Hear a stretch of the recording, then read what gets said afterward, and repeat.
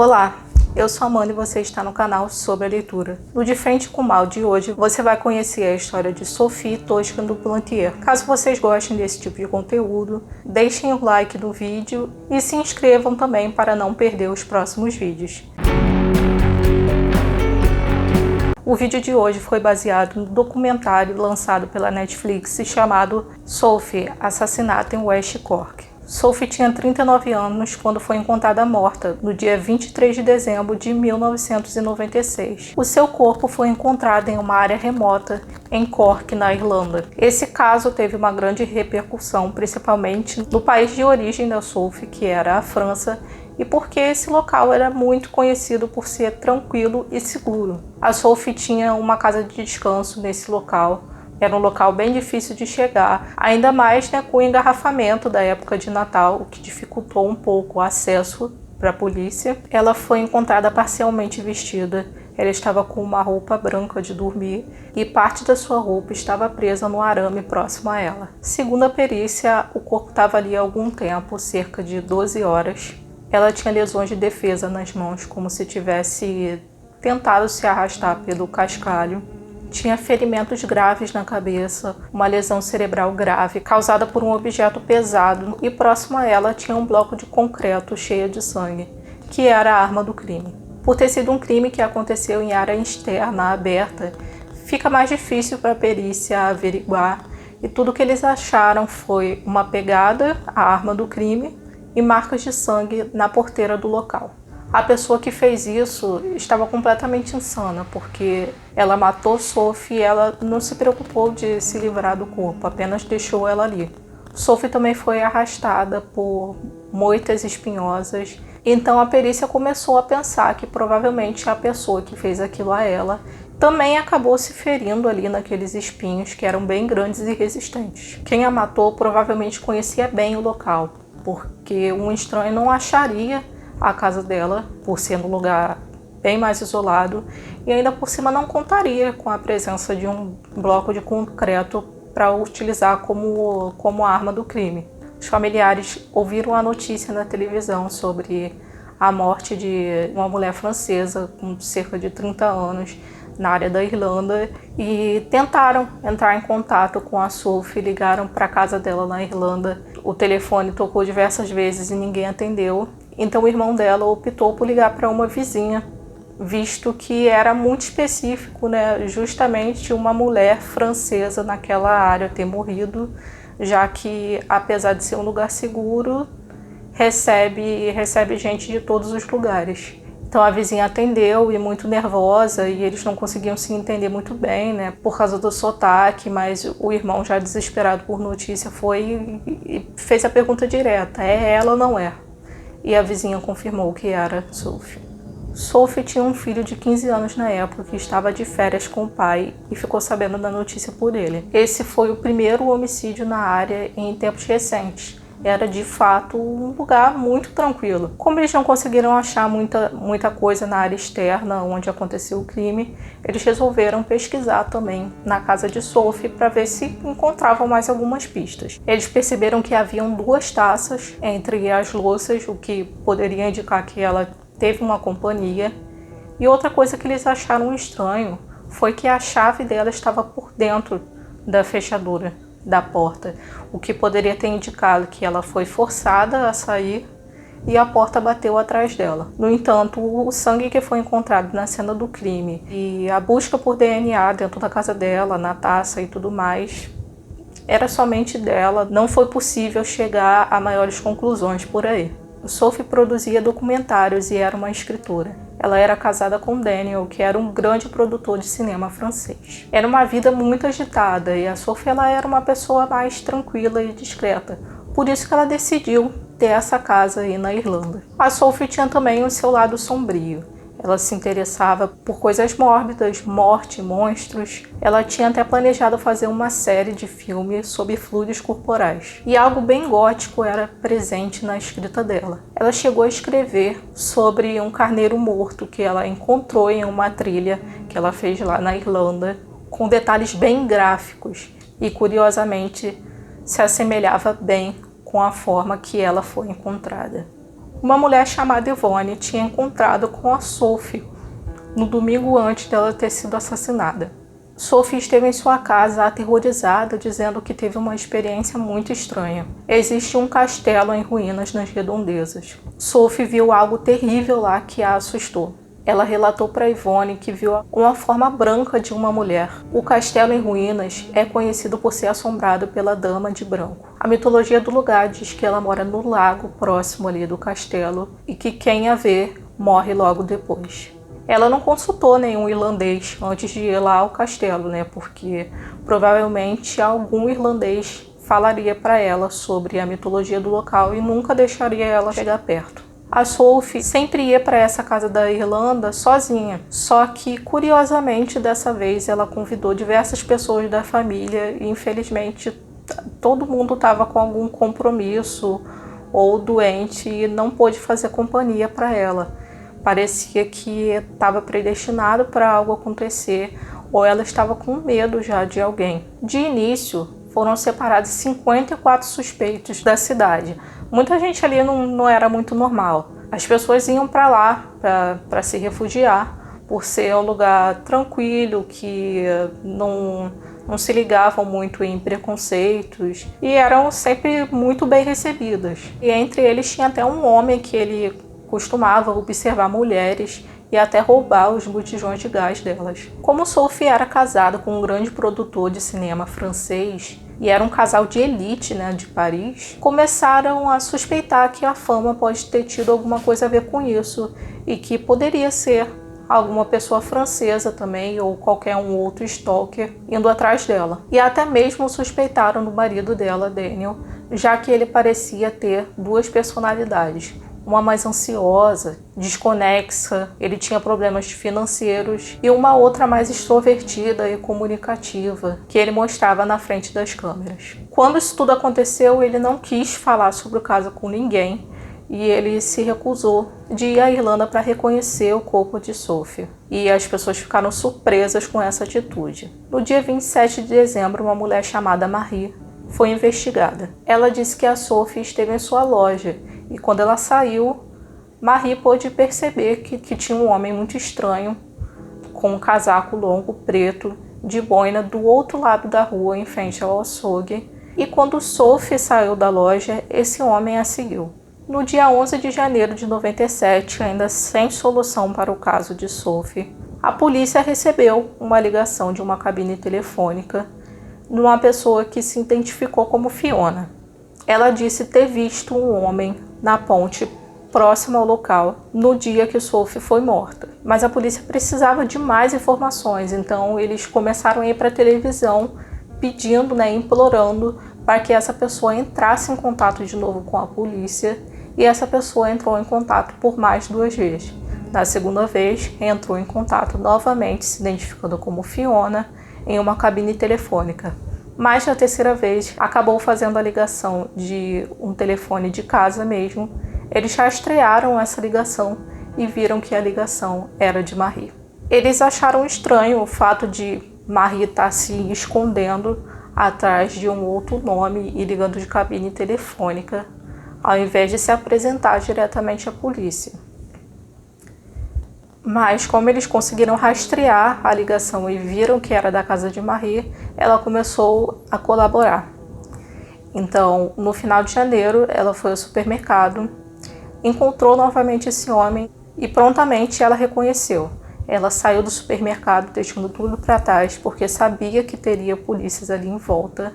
E quando o homem saiu, ela já apontou para ele dizendo: "É ele, esse é o cara que eu vi na ponte." E quando a polícia viu quem era, ele era o repórter investigativo Ian Bailey, que morava ali em Cork e estava fazendo reportagens sobre o caso. Eles acharam que não fazia muito sentido, já que essa ponte é do lado completamente oposto de onde o Ian mora.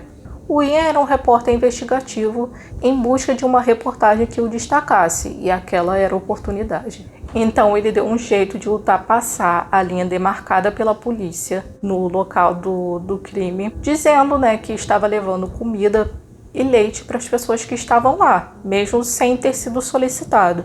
E nisso ele deu uma bisbilhotada na casa de Sophie e começou a espalhar diversos boatos sobre ela, dizendo que ela recebia amantes, fazia diversas festas, umas coisas bem fora da realidade só para poder alimentar o ego dele. A Sophie, de fato, tinha um amante. E o seu marido Daniel sabia. Ele se chamava Bruno e a Sophie ia largar o Daniel para poder ficar com o Bruno. Mas o Bruno era muito possessivo, ciumento. Houve relatos de que ele chegou a bater nela. Então, depois de um ano de relacionamento, em 1993, eles terminaram. O término não foi muito amigável. Sophie voltou com o relacionamento dela com Daniel. E o Bruno, obviamente, foi cogitado como suspeito, já que ele conhecia essa casa dela na Irlanda. No entanto, ele tinha um álibi bem sólido que o fez ser descartado.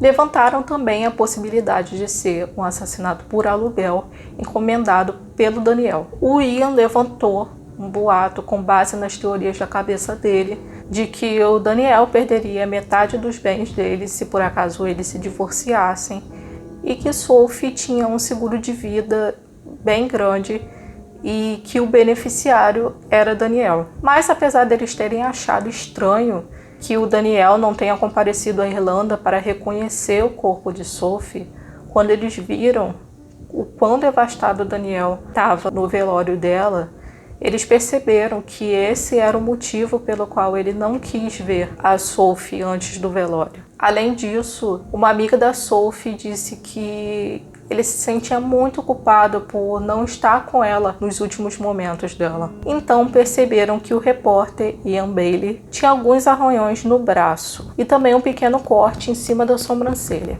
A polícia suspeitou que poderia ser das moitas espiosas que eles encontraram lá na cena do crime, mas ele relatou que era apenas arranhões porque ele derrubou uma árvore, época de Natal, ele queria o seu próprio pinheiro.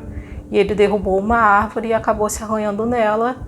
E quando ele estava matando peru, porque ele criava e matava perus tanto para ele quanto para vender para outras pessoas, uma pena teria feito um corte bem superficial no rosto dele. Um detetive visitou o Ian e eles conversaram. O detetive o testou a todo momento e percebia que Ian também estava testando ele. Todo mundo dizia que o Ian era meio doido, agressivo, proclamava uns poemas sem muito sentido, gostava de chamar atenção e inclusive chegou a estar presente na gravação da simulação que fizeram da morte da Sophie, falando com a atriz que estava simulando a Sophie, se gabando por ter conhecido a Sophie. Ele chegou a ser levado para poder depor e ele disse que sofreu várias ameaças dentro do carro da polícia, embora a polícia desminta tudo isso. Mas a questão do horário do Ian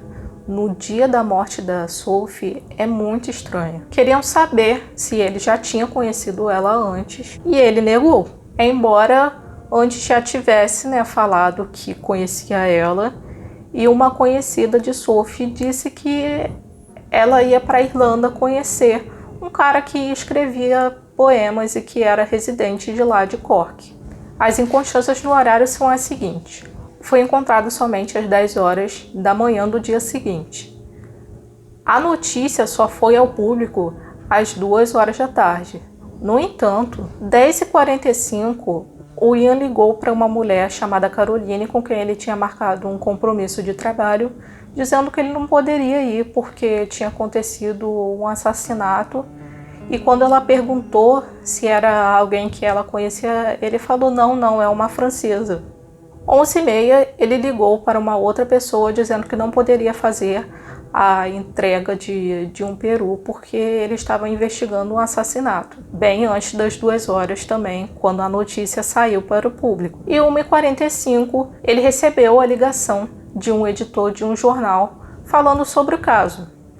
Só que o editor do jornal diz que ele comentou somente que a pessoa que morreu era uma estrangeira, o que era bem comum ter ali naquela área, mas nunca mencionou que era uma francesa. Quando foi 2h20, ele chegou na cena do crime. E eles acharam muito estranho, porque como o repórter chega na cena do crime e não faz perguntas e sai assim tão rápido, era como se ele já soubesse de tudo o que tinha acontecido ali. por causa de todos esses fatores que ele foi levado a depor. Vasculharam a casa dele, né, enquanto ele estava depondo, e não acharam nada. No entanto, quando eles foram no estúdio que pertencia à mulher dele, encontraram atrás dele uma fogueira, onde tinha diversas coisas queimadas, roupas, roupa de cama, colchão e botas também.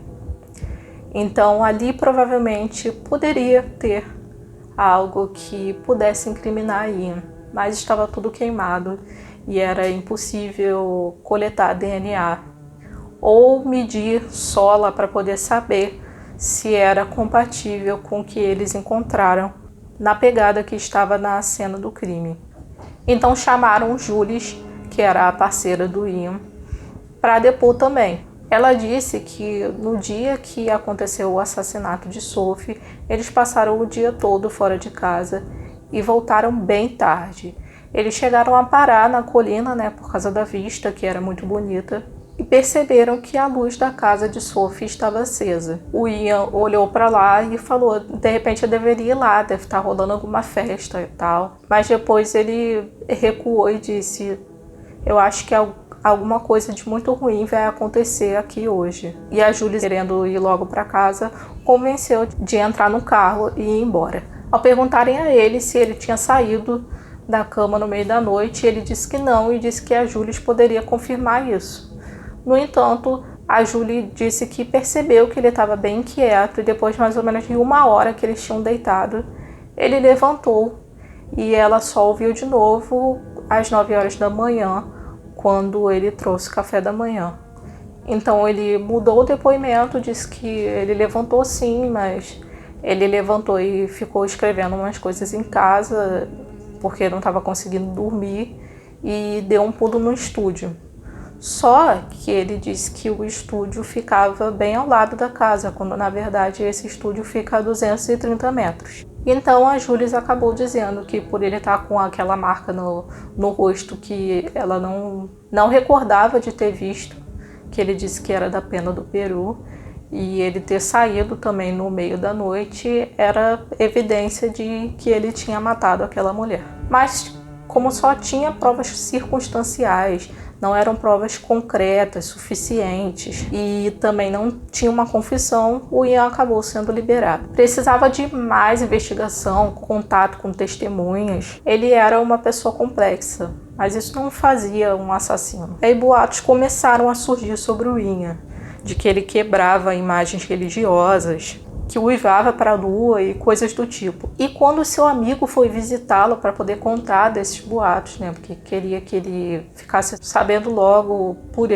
um amigo, e não escutar por aí na rua, ele travou e teve um ataque. Ele virou para o amigo dele e falou, você a viu no dia anterior e você quis dormir com ela. Quando você foi à casa dela às 2 da manhã, ela correu porque você a assustou. Você jogou algo na cabeça dela e notou que você extrapolou. O amigo dele ficou muito assustado, porque era como se ele estivesse ali confessando através dele. E depois ele falou de diversas vezes por aí, pela cidade, com outras pessoas, que fui eu que a matei. Fui lá e quebrei o crânio dela com uma pedra. O Ian diz que isso era apenas humor ácido e que ele não estava falando para valer. Mas, por causa desses relatos dele, ele foi preso novamente. Mas, mais uma vez, por falta de confissão e provas, ele foi liberado. Então, ele abriu um processo por difamação, porque ele estava indignado, porque os jornalistas estavam colocando ele como assassino, só que acabou virando novamente uma investigação do homicídio, porque com a presença das testemunhas, né, entenderam por que ele foi acusado, né, por causa dos relatos que ele dava por aí. Logicamente, ele perdeu o processo porque os jornalistas estavam colocando apenas como suspeito e não como assassino. E ao ter acesso aos depoimentos dessas testemunhas, foram em busca do porquê o Ministério Público não levou isso adiante. E as justificativas eram das mais vazias. Tiraram a credibilidade de um relato de um adolescente de 14 anos que pegou carona com ele, porque ele não contou assim que chegou em casa, ele só contou no dia seguinte, Mas ele só fez isso porque ele estava com medo de levar esporro da mãe, né? Porque ele pegou carona com uma pessoa que estava embriagada. E um caso de violência à mulher veio à tona, porque o Ian chegou a bater na mulher, tanto que ela teve que ser hospitalizada e tomou diversos pontos. Só que o Ministério Público ele simplesmente falou que, infelizmente, esses casos de violência contra a mulher são uma coisa comum. Isso não faz dele culpado. E as coisas ficaram ainda mais estranhas quando a Marie, que era peça-chave, né, nessa investigação, voltou atrás dizendo que não queria fazer mais parte, porque tudo que ela tinha falado antes era mentira, porque ela tinha um amante que não queria que descobrissem e ela tinha sido coagida pela polícia de inventar aquilo tudo para poder culpar o Ian. Por causa disso tudo, a família da Sophie, em 2007, resolveu criar a Associação pela Verdade sobre o assassinato de Sophie Toscan du Plantier, porque eles estavam contando, né, com a justiça da Irlanda para resolver aquele caso e eles não faziam nada, eles não tinham o preparo certo. A lei francesa é diferente da lei irlandesa e por causa dessa associação, em 2008, eles conseguiram que o Ian fosse julgado pela lei francesa. Tanto o Ian e a sua defesa falaram que eles não iam comparecer porque o processo era injusto e inválido e eles estavam apenas querendo pegar o Ian para colocar como culpado. E no desenrolar disso tudo, eles ainda conseguiram arrumar mais uma testemunha que disse que estava na casa do Ian e Julius na época do acontecimento e disse ter achado estranho que tinha um balde com um casaco de molho dentro do banheiro. E era muito estranho numa época de inverno, onde é difícil secar um casaco está ali de molho. O que levou o pessoal a lembrar do depoimento da Marie. E eles consideraram apenas o primeiro depoimento da Marie como confiável, porque acharam que de repente ela tenha sido coagida a mudar. Embora o fato da porteira que tinha a mancha de sangue ter sumido, né? O que poderia levantar aí a suspeita de que realmente a polícia podia estar envolvida em uma rede de mentiras para proteger alguém de repente maior e utilizando o Ian somente como bode expiatório. Em 2019, o Ian acabou sendo julgado como culpado pelo assassinato de Sophie na lei francesa, pegando aí a pena de 25 anos de prisão. No entanto, é necessário que a Irlanda extradite ele para que ele possa cumprir a pena na França. E a Irlanda se recusa a fazer a extradição porque não reconhece a lei francesa.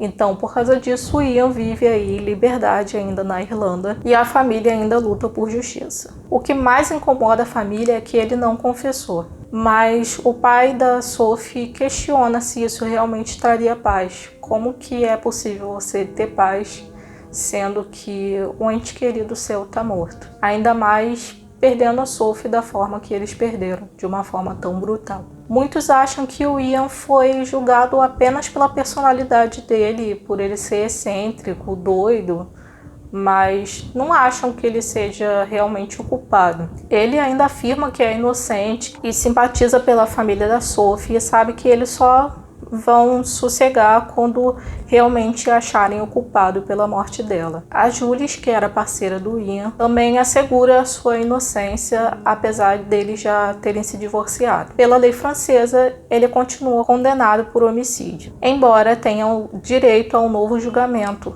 caso ele seja extraditado. E vocês? Acham que realmente Ian Bailey é o culpado pela morte da Sophie? Ou ele acabou agindo apenas como seu próprio pior inimigo? Será que a polícia está envolvida nisso, protegendo alguém maior? Por que a Marie mentiu? Será que esse amante dela realmente existe? Ele poderia ser o culpado? Ou será que Julius pode ser a culpada e o Ian acabou surtando dessa maneira porque não suporta mais o peso de acobertar e sustentar essa mentira? Ou será que poderia ser apenas uma outra pessoa que estava de passagem por ali nas festividades de Natal, ou de repente uma outra pessoa da cidade mesmo, que a investigação acabou deixando de lado porque estava tão distraída em culpar o Ian? O que vocês pensam sobre esse caso? Eu confesso que as coisas realmente se encaminham muito para culpar o Ian. O fato das roupas terem sido queimadas pesa muito pro lado do Ian, mas o fato da porteira com a mancha de sangue ter sumido pesa muito para a polícia. Mas a família da Sophie está convencida de que o Ian é realmente o culpado. Então, eu só espero que em breve isso tudo seja resolvido, né? Porque é um mistério que já perdura aí por 25 anos e que a Sophie possa finalmente descansar em paz. Espero que vocês tenham achado interessante o caso de hoje. Eu espero vocês na próxima. Tchau!